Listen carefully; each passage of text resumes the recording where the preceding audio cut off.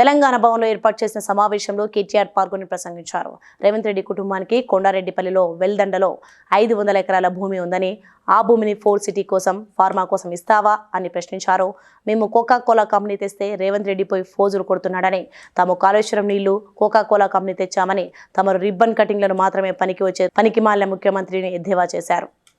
మా నాయకులకు, మా కార్యకర్తలకు ముందుగా శిరస్సు వంచి వారి పోరాట స్ఫూర్తికి నా ధన్యవాదాలు తెలియజేస్తా ఉన్నా. ముఖ్యంగా సోషల్ మీడియాలో కూడా ఎక్కడికక్కడ ఖండాంతరాల్లో ఉండే మా తమ్ముళ్ళు, మా చెల్లెళ్ళు కూడా చాలామంది మరి పార్టీ ఉండాలా, ఖచ్చితంగా తెలంగాణకు శ్రీరామ రక్ష అంటే కేసీఆర్ నాయకత్వం అని చెప్పి బలంగా నమ్మి వాలంటీర్గా పనిచేస్తున్న తమ్ముళ్లకు, చెల్లెళ్లకు, సోషల్ మీడియా సైనికులకు, క్షేత్రస్థాయిలో ప్రతిరోజు కాంగ్రెస్తో తలపడుతున్న మా కార్యకర్తలకు, కేసులకు వెరవకుండా ఇవాళ 1000 ఎకరాలు ఏం చేస్తావో నీకే తెలియదు, లగచర్లలో ఎందుకు భూములు తీసుకుంటున్నావో నీకే తెలియదు, కేవలం ఏదో మాట్లాడి ఆడనే మేము కోకా-కోలా తెస్తే నేను ఆడవై ఈ మొగోడు ఏదో పెద్ద పోజులు పట్టినట్టు ఇట్లా పట్టుకునేదో ఇట్లా నువ్వు పీకిందేముందల్లా.